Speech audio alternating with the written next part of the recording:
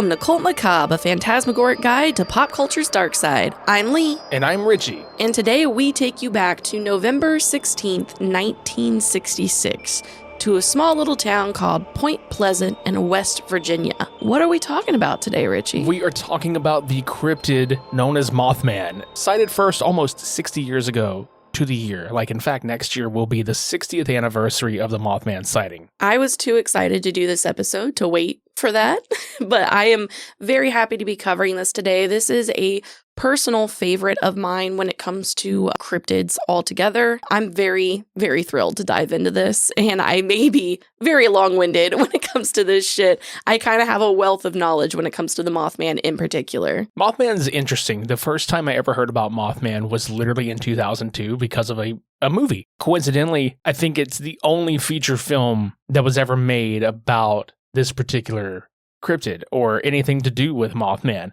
I know that the X-Files had an episode based on the Mothman, but the 2002 Mothman Prophecies film with Richard Gere was the thing that I was like, what the fuck is Mothman? And that, I think, was probably the first time I ever heard about what a cryptid was. You know what I'm saying? Like what we consider modern folklore, be it in America or in Canada, you know, shit like that. Yeah, my first exposure to the Mothman, I believe, was in a book about urban legends and cryptids and whatnot, and that's how I picked up on it. I have not seen the Mothman Prophecies, but I will be watching that right after this episode. Like, I want to dive into that too.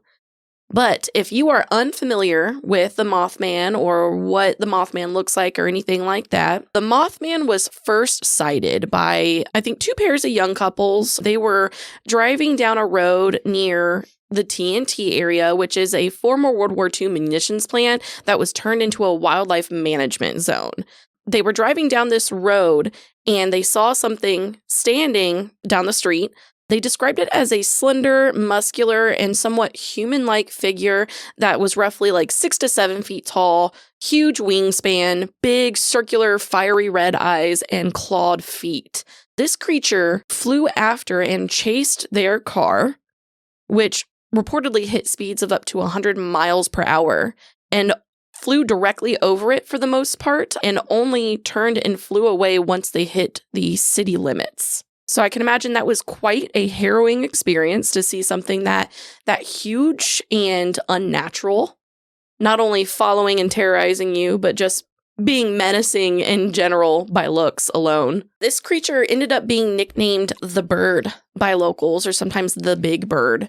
It started being posted in newspapers and covered on radio and stuff like that, especially after other witnesses started coming forward, which include a couple of volunteer firemen who saw, quote, like a large bird with red eyes. Another one was like a contractor in a field who aimed a flashlight at a creature whose eyes glowed like bicycle reflectors, is what he said.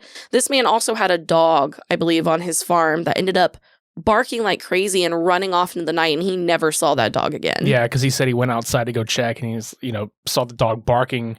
And he said he tried to call the dog back to him and that the dog took off. And he said the only thing that he had out there was like a tool shed or like a small, little water pump station or something like that. Yeah, something like that. And he said that's the last he ever saw of his animal. And I was like, that sucks, man. Like, that really? Does suck. He got old yellered behind the shed by Mothman. Oh, God damn it. That poor fucking dog. A lot of these witnesses also reported well after the fact that they suffered mental breakdowns or even strange bouts of extreme conjunctivitis where their eyes became red and swollen. So they got the Mothman eyes then. They got the Mothman eyes, man. And it was a lot more than just a few witnesses that we reported. There were some people who were reporting even, an hour away from each other, 50 minutes or so of travel time where they saw the Mothman on the same day in two completely different areas in different contexts. So there were a lot of very regular sightings that were starting to roll in after the very first couple reported their incident to the police, which they were very reluctant to do in the first place, which understandable considering the nature of the situation. You wouldn't want people, thinking you've snapped or that you're crazy or anything like that. So I can understand the hesitance. Look, they used to burn witches back in the 1600s just for the fucking rumor that they were a witch. Like, oh, you're a witch, burn it. Oh, they think you might be witch, burn. Yeah. Hey, guys. So I saw this giant bird-looking creature. And they're like, oh, are you sure it's not an owl, dude? No, this thing was like 7 feet tall. So an owl. No, you don't understand. It was 10 feet tall. So an owl. No, it was 100 feet tall. Oh, okay, now we're talking. Like... I'm not a skeptic on this, and I'm not like, I think shit like this exists, but I feel like there are like reasons for seeing what you've seen. Like I've heard that like, oh, this thing might be actually literally be an owl. Like that's kind of the most logical thing where, shadows play tricks. Most people see this thing at night, so it's like it could be an owl because, dude, owls are fucking huge. They are. They're a lot bigger than people think they are, and their wingspan is actually quite large. And based off some of the descriptions of Mothman behavior and the slightly varying descriptions of what it looks like physically, I could see that. And let's talk for a second about some of the factors that go into that. So with this being in an area that was a former World War II munitions plant, it has definitely been talked about pollution in the area from the plant and the factories itself. And, that kind of stuff can definitely have a huge effect on local wildlife. It is quite possible that this was just, it could have been an owl or a heron or any number of birds that were subjected to the pollutions and their bodies changed because of that. It's totally viable. Another viable option is it is kind of rumored that the factory also possibly leaked hallucinogenics into the surrounding area and contaminating it. So that's a possibility as well. So they pulled a Dr. Jonathan Crane in Batman Begins where he just dumped a shit ton of his hallucinogenics into the Gotham City water supply, and then everybody saw the giant man bat flying through the city. That's the first thing I thought about. And not even an ironic kind of way, literally due to the popularity of the Batman comic and TV series. This is where they got the name Mothman because there was a villain called Killer Moth in the comic books, and it was very influential on naming this creature because that was not even the first name they came up with for it. And I do believe it was coined, I want to say, by a newspaper writer, if I am recalling correctly. And the Batman TV series was huge during that time period, so it completely makes sense. Group hysteria is also a completely viable reason for this as well. Once one person starts seeing it, if it spooks out somebody else, then they start seeing it, and then all their friends and neighbors start seeing it, and it's kind of an avalanche downward from there as well. So mass psychosis, basically. Yeah, possibly. Yeah, it's all within the realm of possibility. There's even some people out there who believe that the Mothman is actually a thunderbird or some sort of prehistoric bird. You said thunderbird, and the first thing I thought about was a bottle of alcohol. What? Yeah, that's like a cheap alcohol. Like I did not know. I had no idea that was a thing. Fun fact, the reason I know that tidbit of information is not to detour too much, but I was watching wrestling I always watch wrestling, but I was watching wrestling in 1996, and Stone Cold Steve Austin very famously cut a promo against Jake the Snake Roberts, who was an actual recovering alcoholic at the time, and he was just like, oh, you just go buy yourself a cheap bottle of Thunderbird. And I was like, oh, God damn. And I was like, what the fuck is Thunderbird? I thought it was a car, and I was like, no, that's definitely a fucking, it's liquor. The paranoia at this time because of the incidents had grown so high that even school children were not allowed outside during recess. Fuck them kids. Y'all can't go play. Y'all can't go play. That big bird gonna come snatch your ass. Imagine putting your child to bed and having to explain to your kid that they can't play outside anymore because the Mothman might come and get them. All right, Tommy, now you need to go right to bed because if you go outside, the big monster moth owl's gonna snatch your balls off. Snatch your balls off? Yeah. Poor Timmy. On top of all of this stuff with the Mothman in 66, there was a huge uptick in this particular area even of UFO sightings. Yeah, that's the other thing about the Mothman, and especially in the Mothman Prophecies book that the film was based on, is that John Keel, when he was visiting Point Pleasant and writing this book, was also writing about, obviously prophecies, and then like he thought that the creature was there to like warn about impending doom or things like that, and he spoke about the possibility of it being extraterrestrial because his main focus, I believe, was extraterrestrial stuff. Yeah, Keel was really intent on connecting the UFO situation with the Mothman, and also another incident with a collapsing bridge that we'll talk about as well. And was just, I don't want to use the word obsessed, but also kind of obsessed with just finding some connection, some answer for him and others who had experienced this creature. A lot of people at the time, since the reports of UFOs had skyrocketed during this period, were definitely thinking that those two things were connected to each other. Following the hype of the UFO and Mothman sightings, people began reporting also on the appearance of the men in black. These were men who were reported wearing black suits, wore fedoras, and drove black sedans. When newspapers and radio stations especially started reporting on this very regularly, very publicly, these men supposedly appeared in the town of Point Pleasant, visiting the homes, the workplaces, anywhere they could find people who had shared their stories or even talked about this stuff with neighbors. And supposedly, the men in black were basically threatening these people to stop speaking on any of it. No interviews, don't whisper with your neighbor, forget you ever saw it. Yeah, I don't think the bridge collapse helped with that either because, like, you know, as much as there is to dive into this, and obviously I'm not wrapping up because there's plenty more to get into, but it is worth noting that people only really spoke about the Mothman from 66 to 67. You know, when the bridge collapse happened, people shifted their focus to that instead of the Mothman. And I think the Mothman all but disappeared for decades at that point, as far as like talk, chatter, sightings, what have you.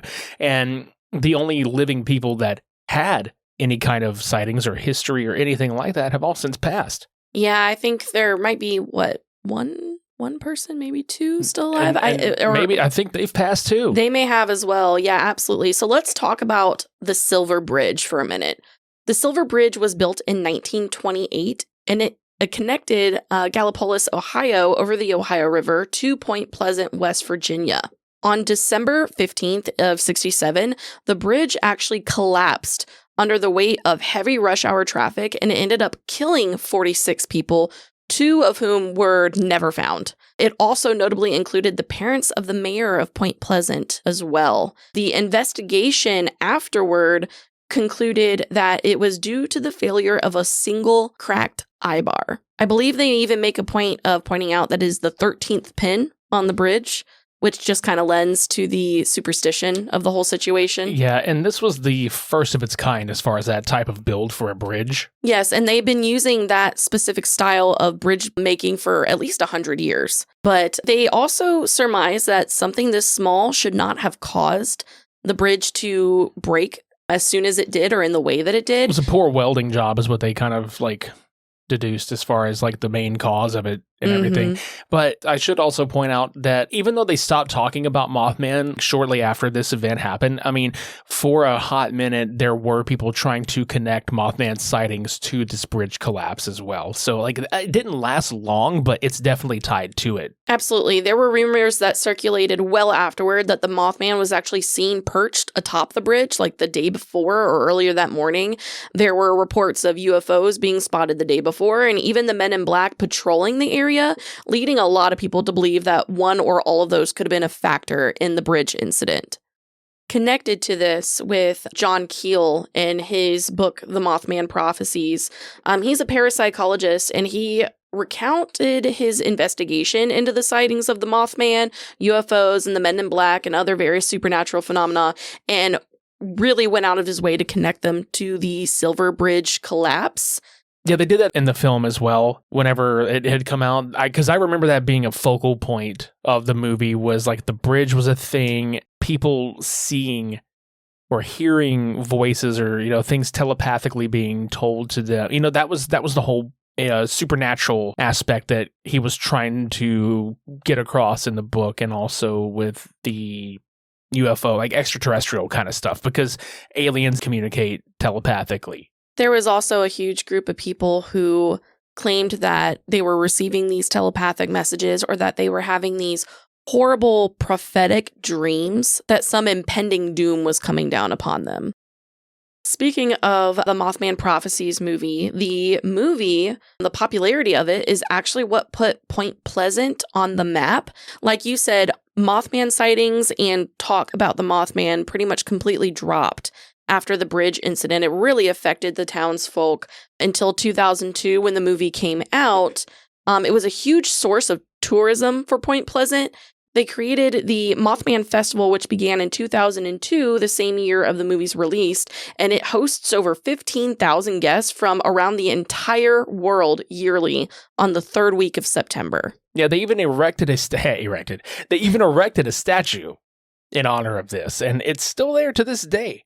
Yep, that statue was actually created by a local artist named Bob Roach, and he created the statue in 2003.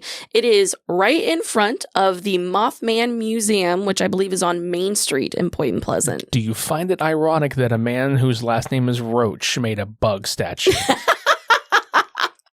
I didn't think about that literally until you pointed it out. Do you also want to talk about how caked up this statue is to the point that people leave quarters in the Mothman's ass crack? It is kind of a well-known tradition. I see pictures all the time of people visiting the statue and finding quarters lodged in that cake, real deep-like.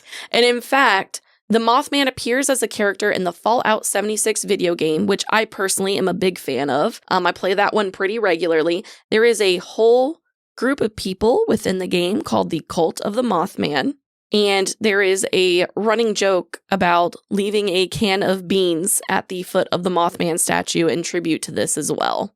But the Mothman Museum itself is located on Main Street in Point Pleasant. It hosts the largest collection of memorabilia from the Mothman Prophecies movie, rare historical documents, press clippings, photographs, and a physical and online shop, which we were checking out right before we started recording this. Yeah, it's cool because you can see the Bethesda tie-in with a couple of t-shirts from the Fallout video game. And also I want to point out that the actual museum itself and the shop got its start because of the props from the film being donated to it to kind of help get it off its feet, or get it on its feet, I should say, and, moving forward. And it's really neat that it's still there.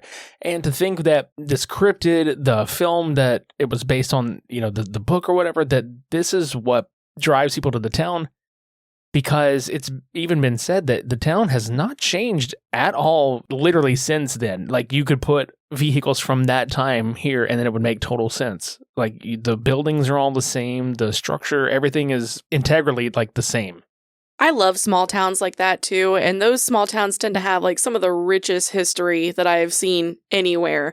We have plans next time we visit friends and family in Ohio to hopefully swing down to West Virginia and visit the museum ourselves. I had the opportunity once when I drove through Point Pleasant for work, and unfortunately it was actually closed at the time, but I was also very happy to see that COVID did not kill this establishment. Yeah, because look, I didn't realize it was as close as it was. That's something that I had no fucking clue. Whenever they started talking, because in a couple of documentaries that I was watching, they're like, oh yeah, it's Ohio's literally right across this over bridge. There's Ohio on that side. I was like, excuse me, what?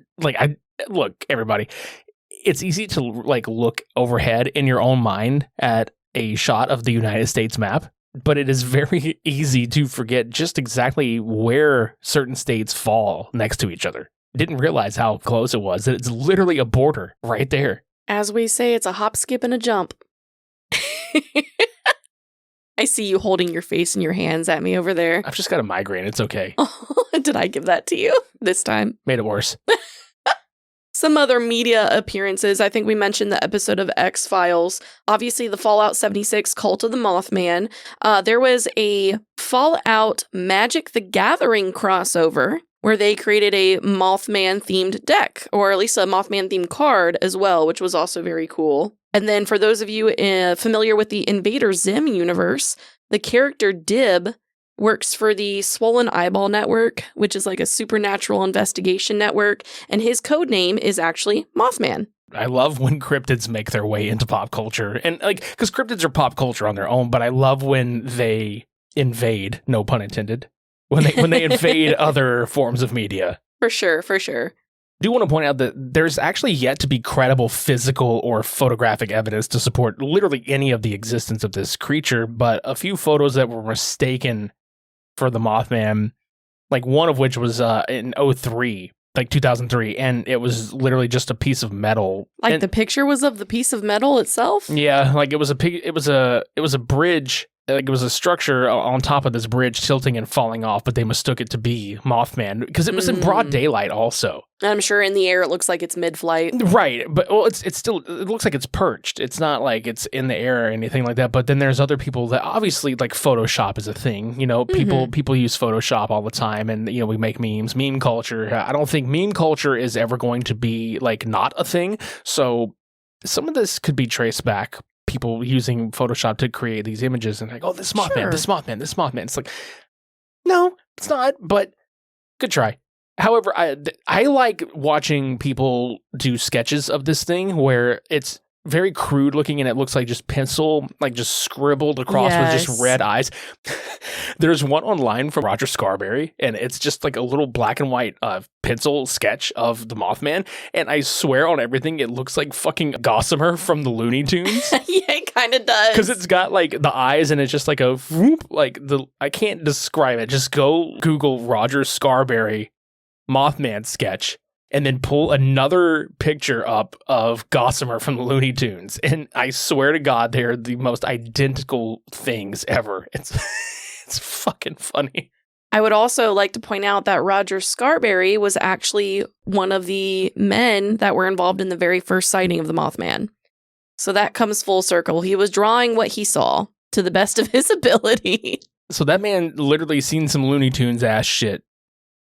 I love that. And if anybody out there would like to take a deeper dive, because like we would probably be here for hours and hours and hours if we really wanted to like do this, but there's so much, you know what I'm saying? Like there's so much. Like if anybody out there would love to check out like some documentaries or anything, like I definitely do suggest reading the book and then watching the Mothman Prophecies movie. Like it is worth checking out. Now, there's a company named Small Town Monsters that did a couple of documentaries on Mothman that are actually really good. One of them's called The Mothman of Point Pleasant, and then The Mothman Legacy in 2020. There's also a found footage film called The Point Pleasant Tapes, and it's filmed with a 1960s period accurate camera in West Virginia. Oh, that's really cool. I love that. Yeah, apparently it made a film festival debut last October. Oh. So like this is the first time that I had ever heard about it, so I would be interested to see. Yeah, me too, actually. I didn't realize we had something that was so recent. Yeah. But has anybody out there that is listening to this, have you been to Point Pleasant, West Virginia? Have you visited the Mothman Museum, or do you want to go? Do you have plans to go this year? Do you have plans to go during the festival? Or are you going to go during the off season? What do you want to do? And if Mothman is not your very favorite cryptid, what is a cryptid that you'd like to hear us talk about in the future? I know we have plans to talk about the Jersey Devil in the near future and a lot of other things, but if you're enjoying our cryptid episodes, please let us know if you would like us to keep doing them. For past, present, and future episodes of Cult Macabre, you can subscribe to us on Apple Podcasts, Spotify, or YouTube. You can leave us a rating and review on Apple Podcasts. You can leave us a rating and leave comments on individual episodes on Spotify. And if you're listening to this episode on our YouTube channel, please consider subscribing to the channel, clicking the bell for notifications for future episodes, leaving a like on this video, or leaving a comment down below. Any engagement helps. And if you would like to follow us on any of our social media platforms, it can all be found in our Linktree link in the show notes below. And if you'd like to join us for more of pop culture's dark side, sign the Black Book and join the cult. I'm Lee. And I'm Richie. We'll see you next time.